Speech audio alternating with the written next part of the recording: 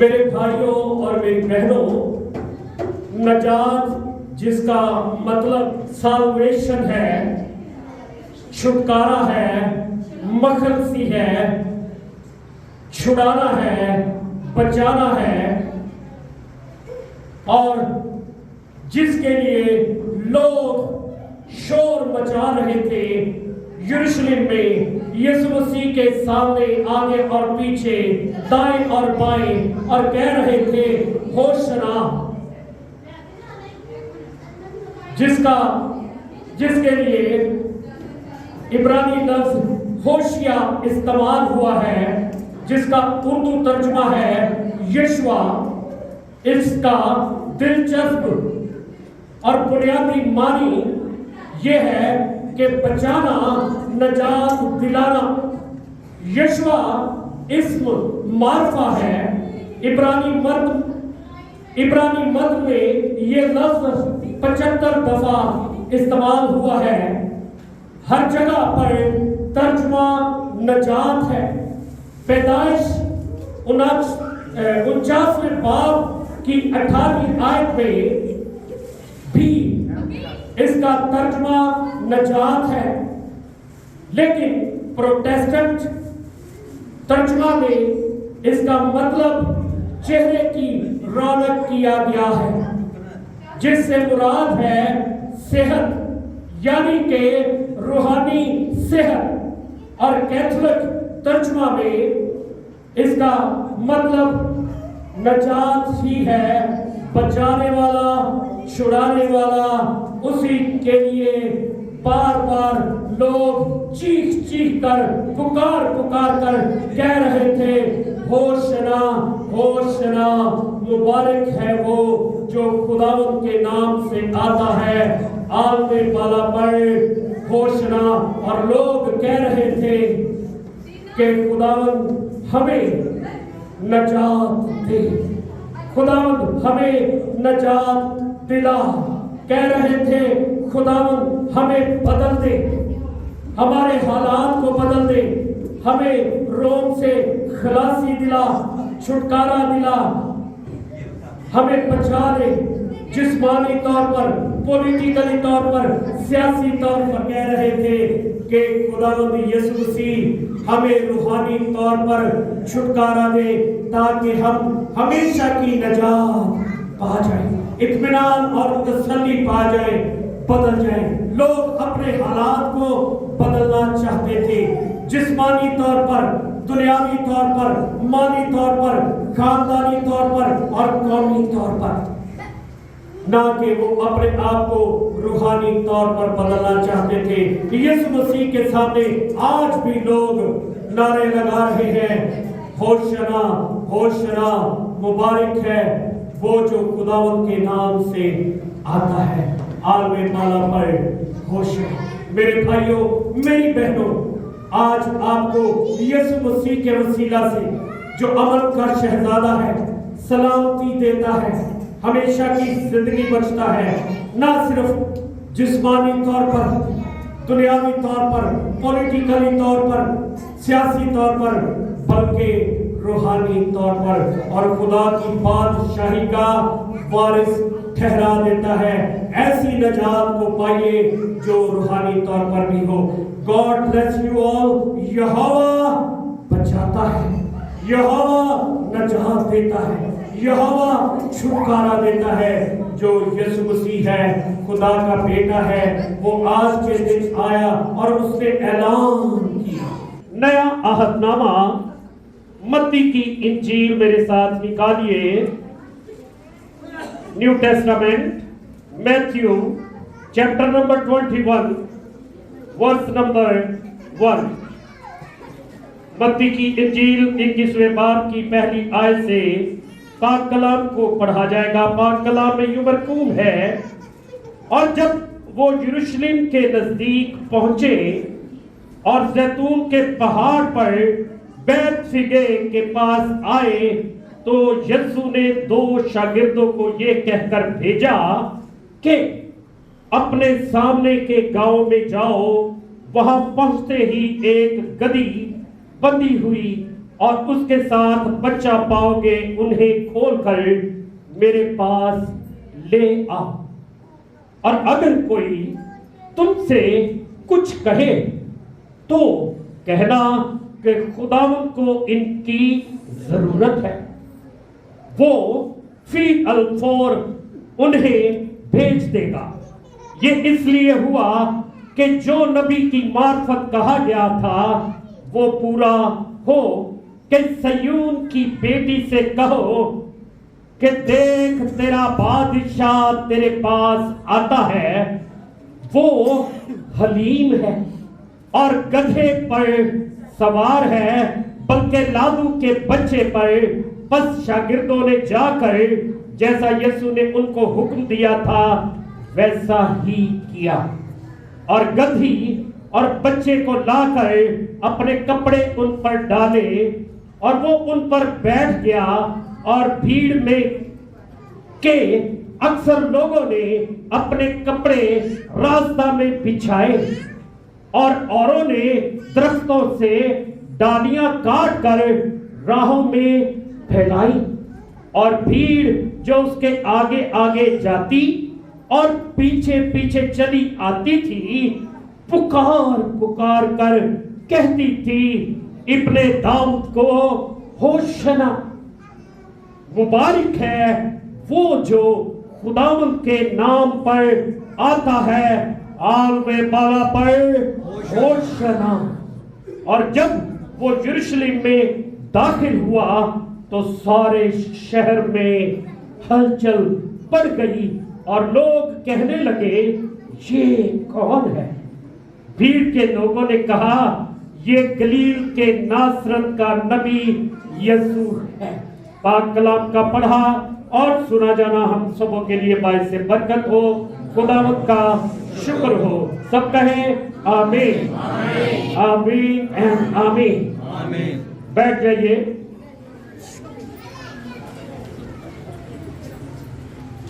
आज हम palm Sunday की इबादत में जमा हैं और आज के दिन हर चर्च में पाम संडे की इबादत हो रही है और पाम संडे के बारे में बताया जा रहा है, सिखाया जा रहा है। और इसमें इस मदन में जो किरदार है वो है मेन किरदार खुदावंद यीशु अल मसीह, जो मेरा और आपका और दुनिया की तमाम नस्लों और कौमों का नजात दहिंदा है, मुनज्जी है और कफारा देने वाला है, जो मर गया, दफन हुआ, तीसरे रोज मुर्दों में से जी उठा, जिसने मौत पर, इब्लीस पर और कब्र पर फतह पाई, जिंदा है और अब्दुल अबाद जिंदा रहेगा। हम भी उसी के पाक रूह के वसीला से जिलाए जाएंगे, यानी के जिंदा किए जाएंगे। वही यीशु अल मसीह इस मतन के मुताबिक एक खूबसूरत दुनिया के लिए नमूना साबित हुआ। जमीन पर आकर वो यहां पर हमें अमन का शहजादा नजर आ रहा है, जो कि बताया जा रहा है कि वो हलीम है। क्या है? हलीम है।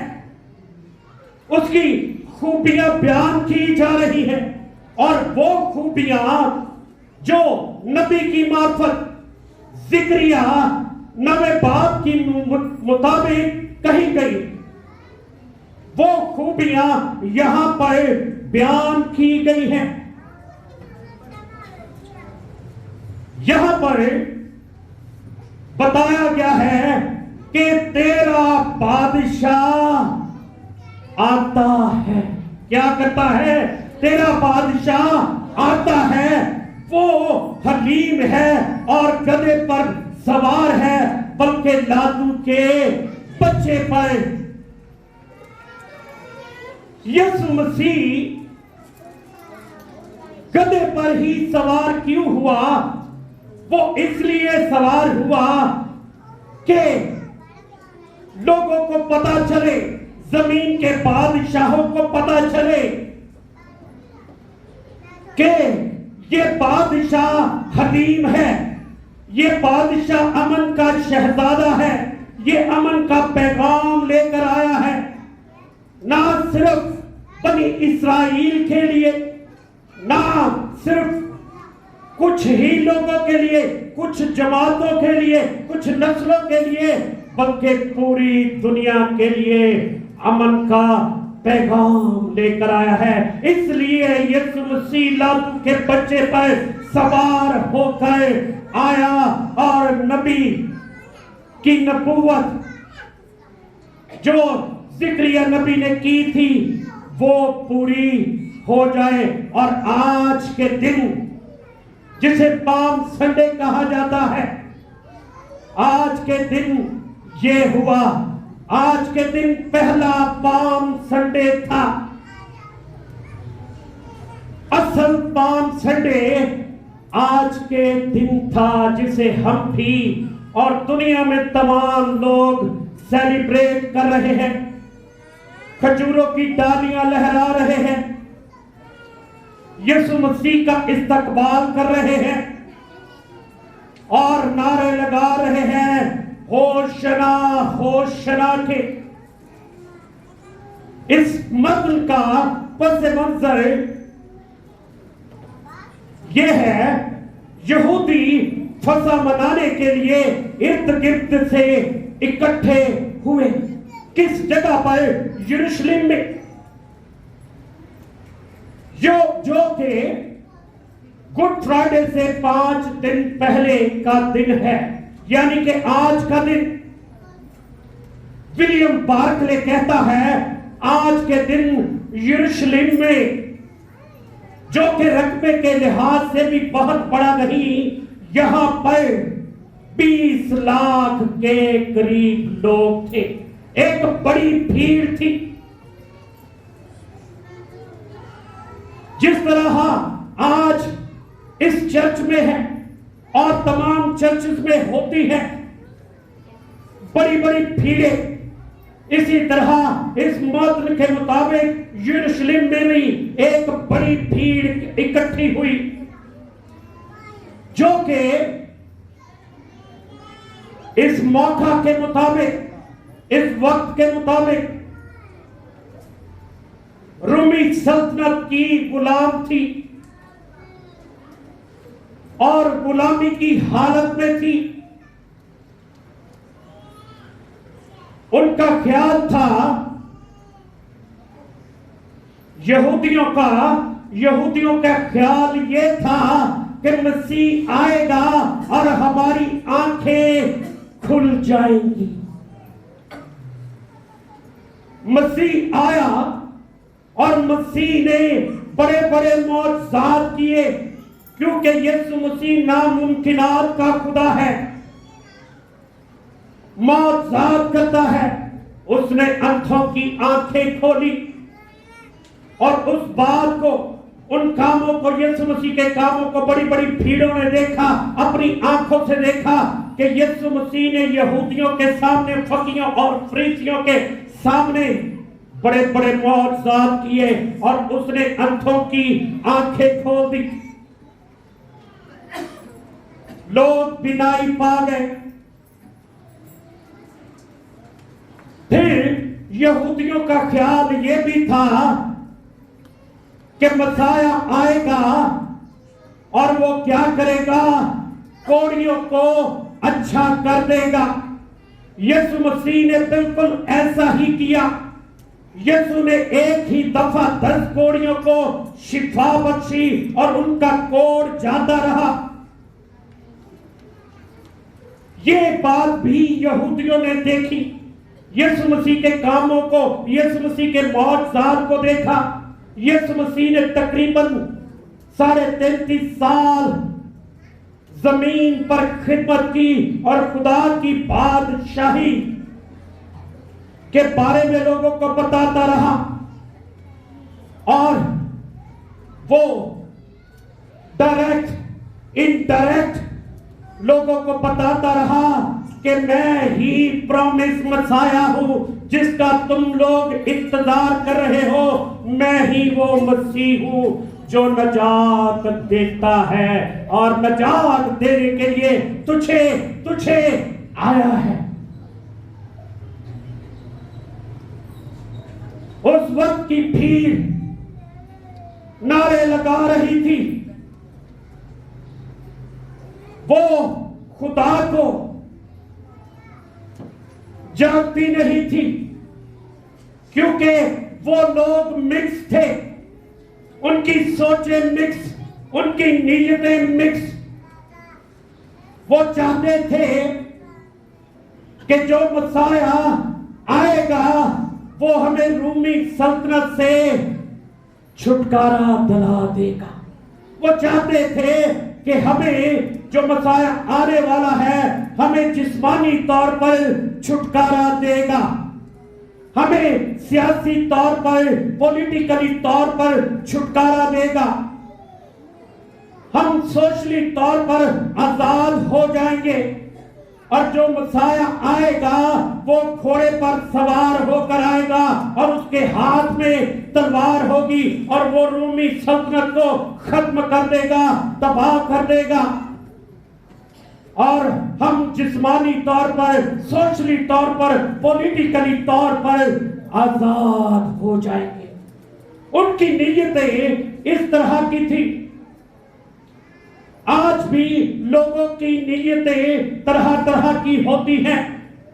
लोग आज भी चाहते हैं कि हम जिस्मानी तौर पर आजाद हो जाए। अगर हम बीमार हैं तो हम यीशु के नाम से शिफा पा जाए। अगर मेरे पास जॉब नहीं, अगर मेरे पास कारोबार नहीं, तो हम यीशु के नाम से कारोबार और जॉब पा जाए। अगर मेरे पास घर नहीं तो हम यीशु के नाम से घर पा जाए। आज भी इंसान सियासत पर बैठा हुआ है। आज भी इंसान ये चाहता है कि हम जिस्मानी तौर पर छुटकारा पाए। इंसान ये नहीं चाहता कि हम रूहानी तौर पर छुटकारा पाए। इस मत के मुताबिक भी लोग ऐसे ही थे। इनकी सोचें मुख्तलिफ, इनकी नीयतें मुख्तलिफ। वो ये नहीं चाहते थे कि यीशु मसीह हमारे गुनाहों को हमारे सामने रखे, हमें आईना दिखाए कि हम कैसे हैं। वो ये चाहते थे कि हमें ये ना कहा जाए कि तुम गुनहगार हो। यहां पर अमन का शहजादा आया, बड़ी भीड़, और लादू के बच्चे को लाने के लिए 2 शागिर्दों को कहा गया और शागिर्दों ने कोई सवाल नहीं किया।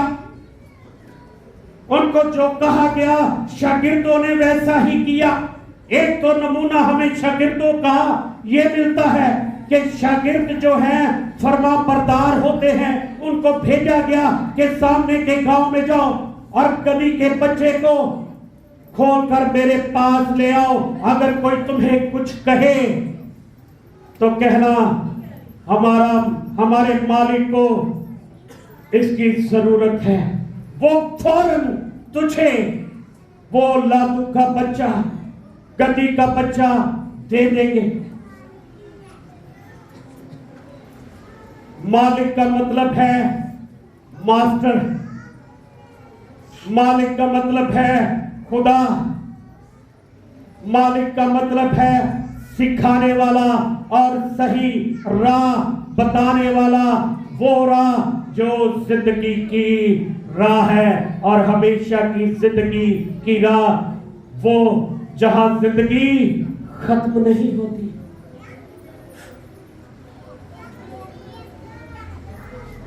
इस 20 लाख की भीड़ की भी आंखें ना खुली।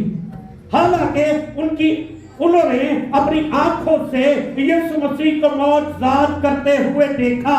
बड़े बड़े काम करते देखा, कोड़ियों को अच्छा करते देखा, उसके पाक कलाम को सुना भी। वो उनको कहता रहा, बार बार कहता रहा, डायरेक्ट इनडायरेक्ट, के तौबा करो क्योंकि खुदा की बादशाही नजदीक है। इससे पहले यीशु मसीह के भाई भी यीशु मसीह से कहते हैं, अगर तू प्रॉमिस मसाया है तो लोगों के सामने जाकर ऐलान कर, लोगों को बता, ताकि तेरी मशहूरी हो जाए। यीशु मसीह ने कहा, मेरे बाप की डायरी के मुताबिक, उसके कैलेंडर के मुताबिक अभी वक्त नहीं, लेकिन आज पाम संडे के दिन वो वक्त आ गया। ज़िक्रिया नवे बाप की जो नबूवत हुई थी वो आज पूरी हुई और प्रॉमिस मसाया ने सबके सामने ऐलान कर दिया, हालेलुया, कि मैं ही मसीह हूं। हालेलुया। आइए हम अपने खुदावंद यीशु मसीह के लिए जोरदार तालियां बजाएं। उसने आज के दिन ऐलान कर दिया कि मैं ही प्रॉमिस मसाया हूं जिसका तुम इंतजार कर रहे थे। मैं ही छुड़ाने वाला हूं, मैं ही नजात दहिंदा हूं, मैं ही मखलसी देने वाला हूं, मैं ही आजादी देने वाला हूं तुम्हारी रूहों को। लेकिन इंसान मतलबी जिस्म का छुटकारा चाहता था, माली बरकतें चाहता था, शिफा चाहता था। आज लोग यीशु मसीह के नाम से कमेटियां भी निकालना चाहते हैं, बहुत सारी माली बरकत चाहते हैं। इसी तरह के लोग इस मंत्र के मुताबिक भी इकट्ठे थे। इसके पीछे खुदा का प्लान, खुदा का मंसूबा यह था कि खुदा चाहता था कि बनी नौ इंसान नजात पा जाए और तौबा करे, अपने गुनाहों की माफी मांगे, एतराज करे और यीशु मसीह को अपना शख्सी नजात दहिंदा कबूल करे। इसके पीछे खुदा के प्लान के पीछे खुदा की मोहब्बत थी, क्योंकि उसने अपना इकलौता बेटा बख्श दिया। Hallelujah, hallelujah. कि वो आज के दिन के आज के दिन को छोड़कर 4 दिन के बाद अपनी जान दे, 5वें दिन हमारे लिए जान दे दे, मसलूब हो जाए, हमारे गुनाहों की खातिर हमारे लिए फिदिया दे दे। यहां पर कहा गया है, ऐ सयून की बेटियों, सयून की बेटियों को कहा गया है कि तेरा बादशाह आता है, वो हलीम है क्योंकि वो अमन का शहजादा है। यहां पर बनी इस्राएल के लोग अपने कपड़े यीशु मसीह के आगे फेंक रहे हैं ताकि प्रॉमिस मसाया यरूशलेम के अंदर दाखिल हो। यीशु मसीह गधी के बच्चे पर, जिसके ऊपर शागिर्दों ने अपने कपड़ों को उतार कर डाला, उस पर सवार होकर यरूशलेम में दाखिल होने के लिए चल पड़ता है। और लोग आगे नारे लगा रहे हैं, कोई राइट साइड पर है, कोई लेफ्ट साइड पर है, कोई पीछे है, कोई आगे है, और कह रहा है होशना होशना। क्या आप भी आज कहेंगे? सब कहिए, अगर कहेंगे तो सब कहे मेरे साथ,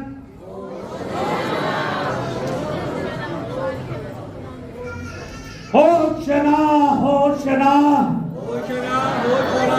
मुबारक है वो जो खुदावन के नाम पर आता है, आने वाला पर होशना। होशना का मतलब है, ये दो लफ्जों से मिलकर बना है, इब्रानी लफ्ज होशिया और इसके साथ लगा है ना। होशिया का मतलब है नजात देने वाला, और ना का मतलब है अब। लोग नारे मार रहे हैं कि नजात दहिता, अब नजात दे। हालेलुया।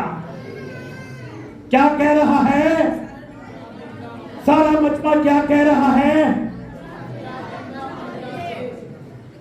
कि हमें नजात दे, अब ही नजात दे, अभी नजात दे। कुछ लोगों की आंखें खुली हुई थी और कुछ लोगों की आंखें बंद थी, और नारे अन्यवाय मारी जान ऐसा लाई लग। बड़े मेहरबानी खामोश रहिए, पाक कलाम की तमाम बातों को गौर से सुनिए, बाद में बातें कीजिएगा।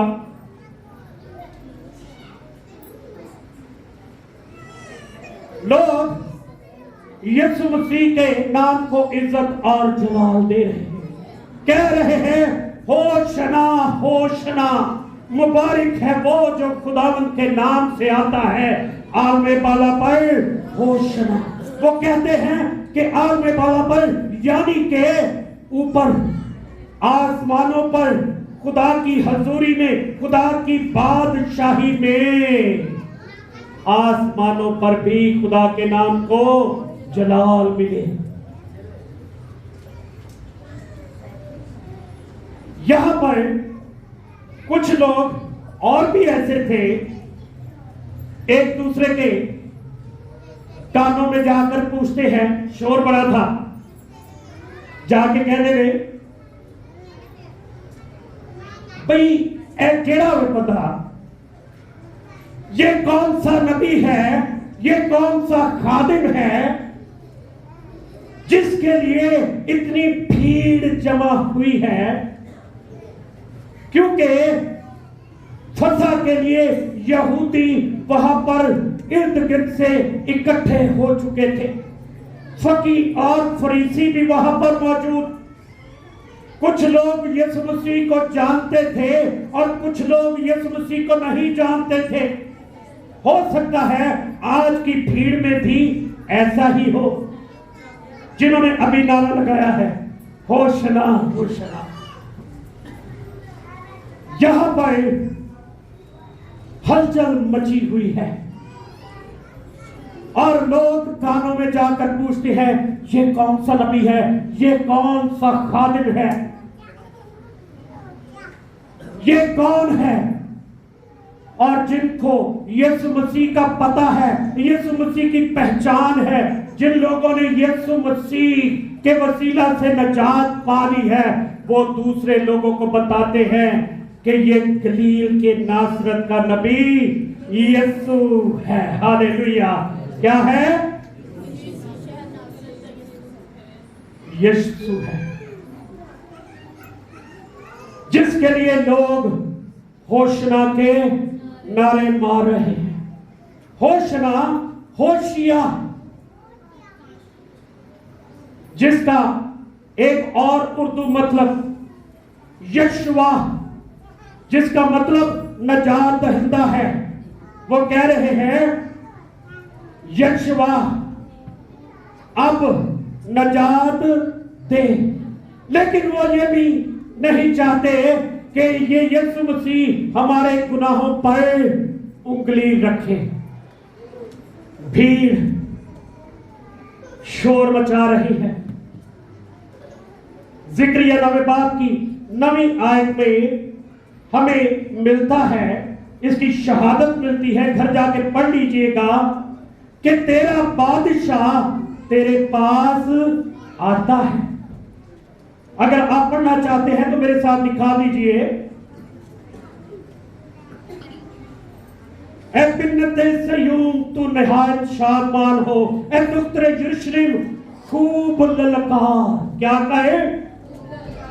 जोर से, एनर्जी के साथ, ताकत से, पूरे जोर से, पूरे दिल से, पूरी जान से, पूरी ताकत से ललकार ए बिन्नते सयूम और शादमान हो, क्योंकि देख तेरा बादशाह तेरे पास आता है, वो सादिक है। ज़िक्रिया नबी ने पाक रूह की रहनुमाई में कहा कि यीशु मसीह जो आने वाला मसाया है वो सादिक है, सच्चा है, ट्रू मसाया है, और नजात उसके हाथ में है। हालेलुया। खुदावंद के जोरदार बजाइए।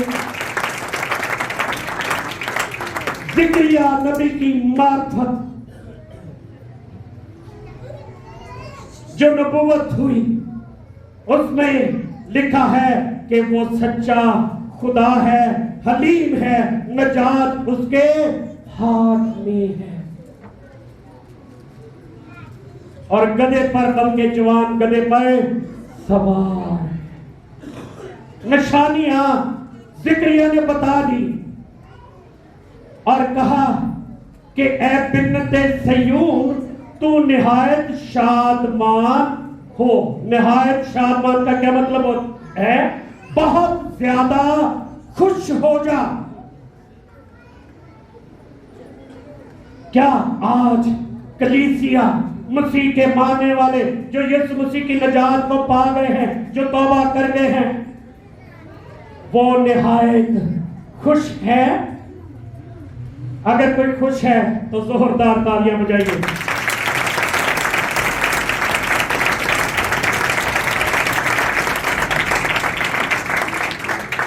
ए बिन्नते सयून निहायत खुश हो।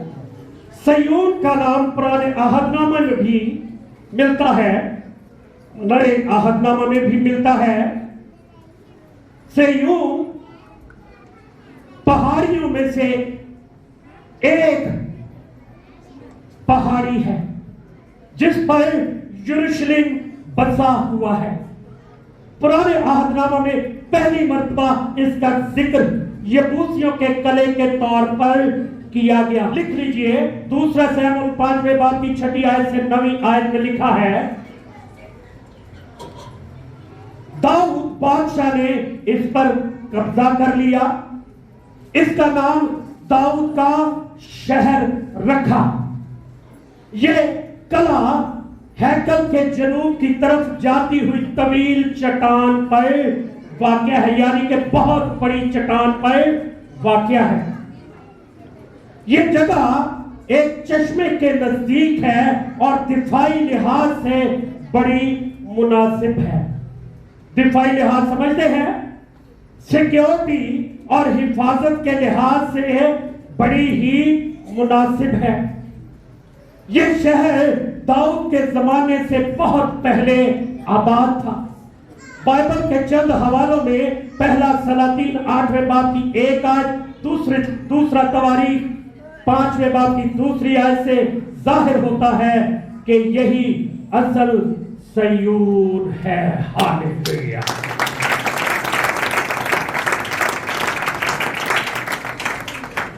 खास पॉइंट, दाऊद बादशाह अहद का संदूक सयून में लेकर आया।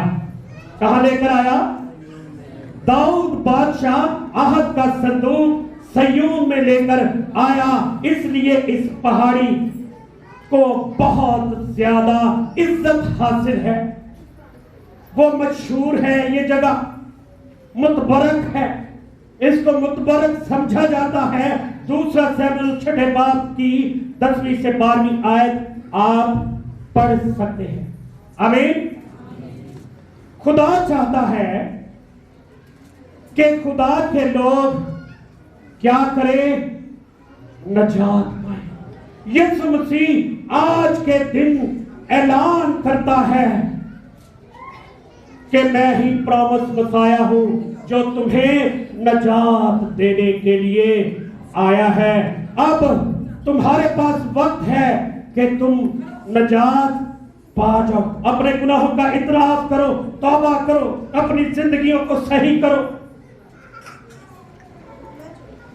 क्योंकि तेरा बादशाह जो आता है वो हलीम है और तू भी हलीम बन। वो अमन का शहजादा है, तू भी अमन पसंद हो जा, क्योंकि उसका पाक रूह तेरे दिल में सकूनत करेगा। यीशु मसीह तेरे अंदर आ जाएगा और उसके पाक कलाम के वसीला से तेरी काट छांट होगी और उसकी मसरूबियत की वजह से तू कफारा पा जाएगा। इसलिए निहायत शादमान हो, क्योंकि तेरी नजात तेरे पास आ गई है। जिक्रिया ने कहा नजात उसके हाथ में। हम एक और शहादत को पढ़ लेते हैं पाक कलाम में। पहला कुरिन्थियों पहला बाब उसकी 18वीं आयत में आ जाइए। बल्कि आप ऐसा कीजिए, एक दफा पहला तीमुथियुस दूसरे बाब की 4थी आयत को पढ़ लीजिए, ताकि आप समझ जाए खुदा क्या चाहता है। आज के दिन यीशु मसीह ने ऐलान क्यों किया, आप थोड़ी तरतीब में और इजीली आ जाएंगे और बाद में समझ सकेंगे। पहला तीमुथियुस दूसरे बाब की 4थी आयत में लिखा है, वो चाहता है कौन? खुदा बाप कि सब आदमी नजात पाए और सच्चाई की पहचान तक पहुंचे। क्योंकि जिक्रिया 9वें बाब की 9वीं आयत में जिक्रिया ने नबूवत की कि वो सच्चा खुदा है। खुदा ये चाहता है कि सबकी तौबा तक नौबत पहुंचे। क्या हम आज सच्चाई को जान चुके हैं? यीशु मसीह को जान चुके हैं? अपने आप को चेक कीजिए, कौन कौन यीशु मसीह को जान चुका है, इस सच्चाई को जान चुका है? अपना हाथ खड़ा कीजिए।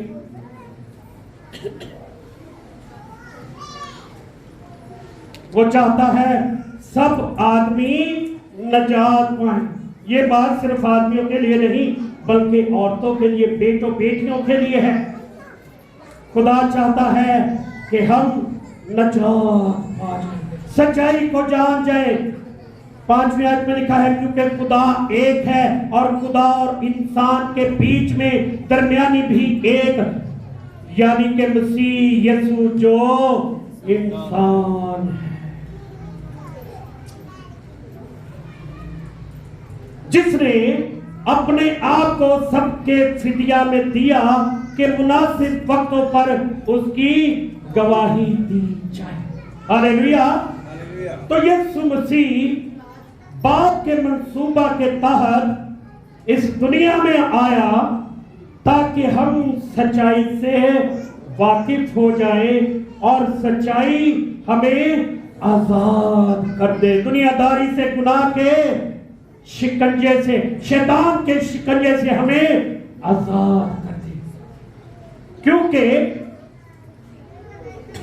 सच्चाई यानी कि यीशु मसीह जब हम उसे जानते हैं तो हम हल्के फुल्के हो जाते हैं। हालेलुया। कौन कौन हल्का फुल्का होना चाहता है? यीशु मसीह को जानिए। जो झूठ की जिंदगी गुजारते हैं,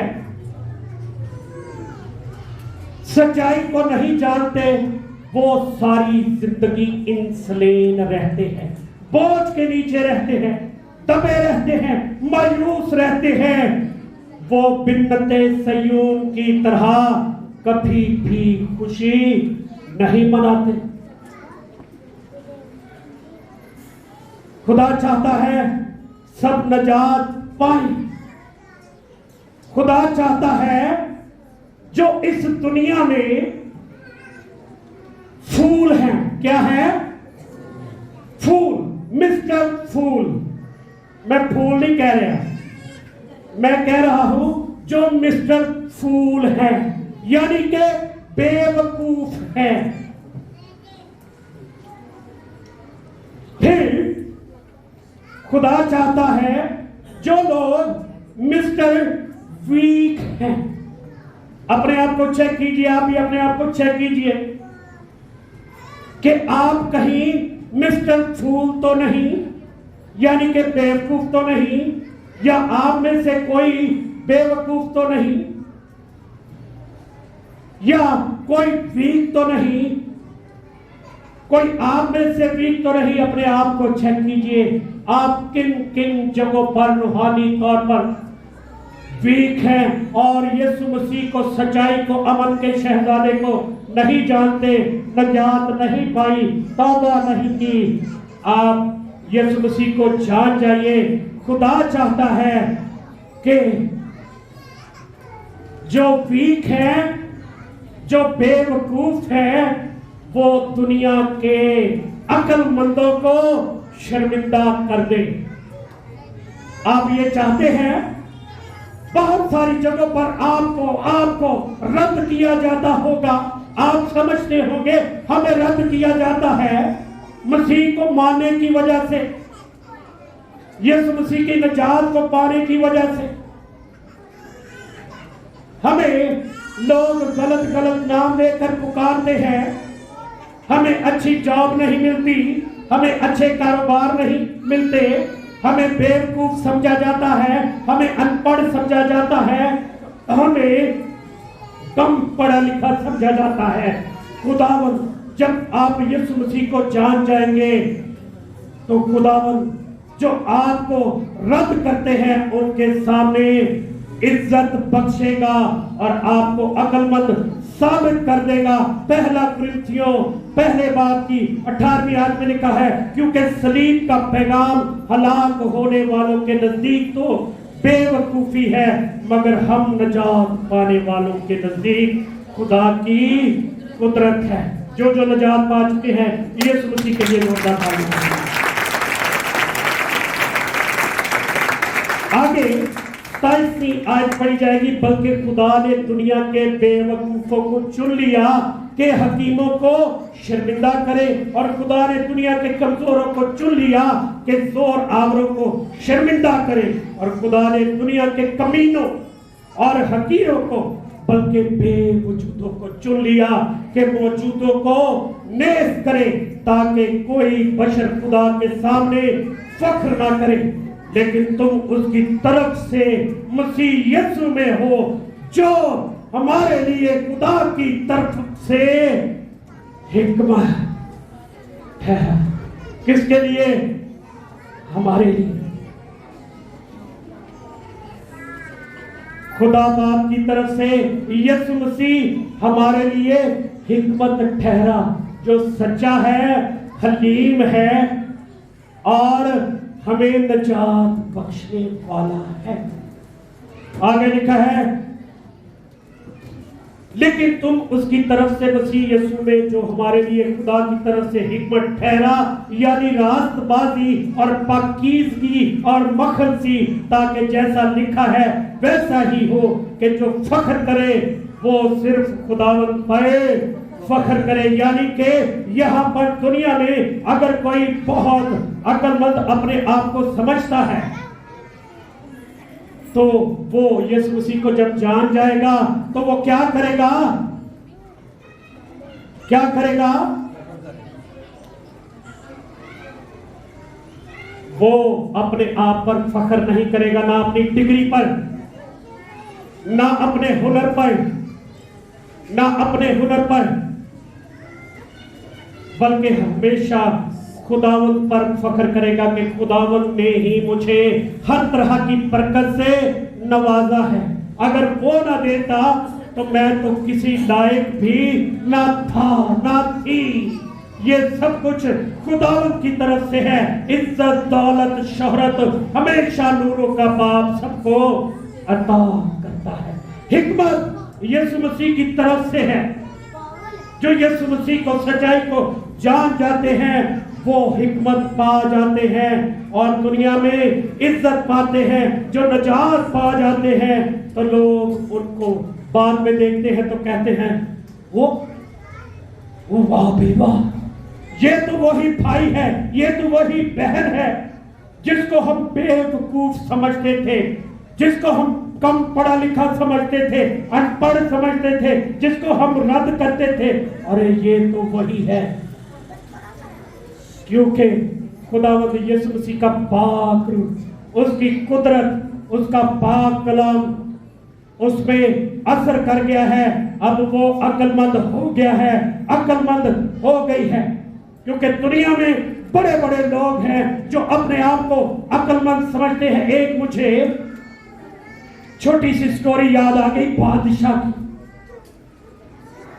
बादशाह बहुत अमीर था और अपने आप को बहुत अक्लमंद समझता था। उसके साथी भी बड़े अक्लमंद, वुज़रा, उसके मुशीर, उसके सिपा सलार, उसकी फौज, उसका खानदान, रुतबे वाले लोग, सब पढ़े लिखे, पैसे वाले और बहुत ही मजबूत।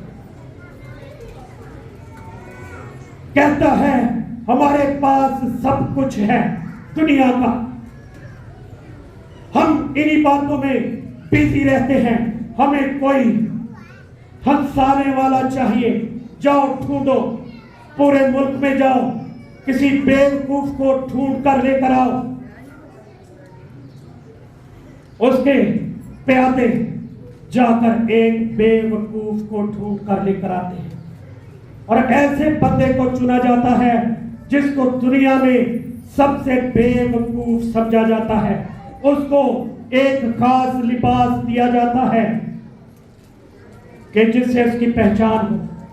एक उसको ताज दे दिया जाता है, उस पर लिखा होता है बेवकूफ। लोग उसको देखकर पूरे महल में हंसते हैं, उसका तमस्कुर उड़ाते हैं, उसे मजाक करते हैं, उसको ठट्ठों में उड़ाते हैं, उसको रद्द करते हैं, उसको कमजोर समझते हैं, बेवकूफ समझते हैं। एक दिन बादशाह बीमार हो जाता है, करीबुल मर्ग हो जाता है, बिस्तर पर पड़ जाता है और वो कहता है अब मैं मरने वाला हूं। बेवकूफ को कहो कि जितने दिन मैं जिंदा हूं मेरे पास बैठा करे, मुझे हंसाया करे, मेरे साथ बातचीत किया करे, मेरे कमरे में रहे। ऐसा ही होता है। बादशाह मरने वाला होता है और वो बेवकूफी का ताज पहनकर पास बैठा होता है। कहता है बादशाह अगर आपका हुक्म हो तो मैं 3 सवाल आपसे कर लूं। बादशाह कहता है इजाजत है। बेवकूफ बादशाह को कहता है आप बहुत बीमार हैं, मरने वाले हैं, कहां जा रहे हैं? बादशाह जवाब देता है बेवकूफ को कि मैं अपने खुदा के पास जा रहा हूं। दूसरा सवाल करता है बेवकूफ कि बादशाह आप कब तक वापस आएंगे? बादशाह जवाब देता है मैं हमेशा अपने खुदा के पास ही रहूंगा। तीसरा सवाल बेवकूफ करता है, कहता है बादशाह तीसरा सवाल मेरा ये है कि फिर वहां पर तो आपने इससे भी ज्यादा खूबसूरत महल बनाया होगा, अपना घर बनाया होगा। बादशाह कहता है नहीं, मैंने वहां पर कोई महल नहीं बनाया, कोई चीज नहीं बनाई, कोई घर नहीं बनाया। तो बेवकूफ आगे से कहता है बादशाह सलामत, गुस्ताखी माफ हो। तो ये ताज, बेवकूफी का ताज जो मेरे सर पर आप लोगों ने रखा था, इसके सही हकदार आप हैं। बादशाह सलामत इस बेवकूफी के ताज को पहन लो। उसकी वजह यह है कि जहां आपने हमेशा रहना नहीं, वहां पर खूबसूरत घर, खूबसूरत महल, और जहां आपने हमेशा रहना है वहां आपने कुछ भी नहीं बनाया। दुनिया में इस तरह के बहुत सारे लोग आपको मिलेंगे जो अपने आप को अक्लमंद समझते हैं और दूसरों को बेवकूफ समझते हैं, हालांकि वो खुद ही बेवकूफ होते हैं। ऐसे लोग जमीन पर तो बहुत कुछ बनाते हैं मगर खुदा की बादशाही में कुछ नहीं बनाते। अगर आप में भी कोई ऐसा रह गया है जिसने आसमान पर अपना घर नहीं बनाया, वो आसमान पर जहां आपने हमेशा रहना है घर बनाइए। यीशु मसीह के ऐलान को सुनिए, क्योंकि यीशु मसीह के हाथ में नजात है। यीशु मसीह बड़ी मोहब्बत के साथ आपके लिए जान देता है। वो हलीम है, ये उसकी पहचान है। वो अमन का शहजादा है।